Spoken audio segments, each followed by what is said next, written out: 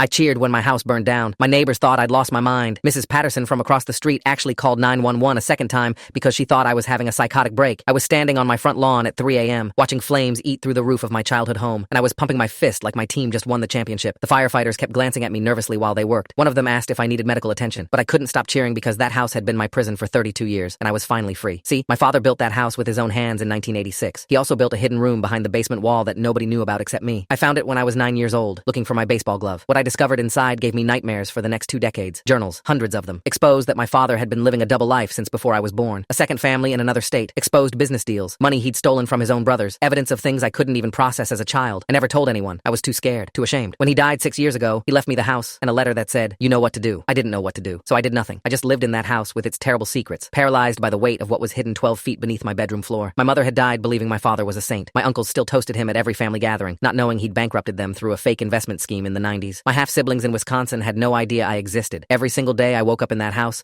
I felt like an accomplice to his lies. I tried therapy, I tried drinking, I tried pretending the basement room didn't exist. Nothing worked. The guilt was eating me alive. My wife Eleanor left me after 4 years of marriage because I couldn't explain why I refused to go into the basement, why I woke up screaming, why I couldn't just sell the house and move on. She thought I was hiding something from her. She was right. I just couldn't tell her what. Then 3 months ago, my Uncle Richard was diagnosed with terminal cancer. He's 71 years old, worked his whole life as a janitor after his construction business mysteriously failed in 1994, exposed by my father. I visited him in hospice, and he grabbed my hand with surprising strength. "Your dad was the best man I ever knew," he whispered. "I just wish I'd been smarter with money so I could have given my kids what he gave you." I almost threw up right there in his hospital room. That night, I made a decision. I was going to expose everything, but I couldn't just hand over the journals. The shame would destroy what was left of my family. My cousins worshipped my father's memory. My half-siblings deserved to know the truth, but not like this. Not through a box of evidence that read like a true crime documentary. So I called a lawyer, a estate specialist who dealt with complicated family situations. I spent 3 months quietly documenting everything. DNA tests confirmed my half-siblings. Bank records traced the stolen money. I set up a trust fund using my father's remaining assets, money I'd never touched because it felt cursed, to pay back everyone he'd cheated. Anonymous payments that would look like old investments finally paying off. I wrote letters to my half-siblings explaining who I was, who our father really was, and that I wanted nothing from them except the chance to apologize on his behalf. I arranged for my Uncle Richard's medical bills to be mysteriously covered by a hospital charity program that didn't exist. Every wrong I could right, I righted. Every lie I could undo, I undid. It took everything I had, and when it was done, there was only one thing left to destroy. The house went up faster than I expected. Faulty wiring, the investigator would later determine. Old house, outdated electrical system, happens all the time. What he didn't find was the hidden room, because it was gone. Burned to ash along with every journal, every photograph, every piece of evidence that my father had been a monster wearing a good man's face. I stood on that lawn cheering because 32 years of secrets were finally turning to smoke. Because my uncle would die thinking his brother loved him. Because my cousins would keep their hero. Because 2 strangers in Wisconsin would get a letter explaining that their father had another son who was sorry, so sorry, for keeping quiet so long. Mrs. Patterson called me crazy. The firefighters thought I was in shock, but I was just a man watching his chains turn to embers. The insurance company paid out $280,000. I donated every cent to the hospice where my Uncle Richard spent his final weeks. He died believing he'd simply been unlucky in life, not betrayed by his best friend.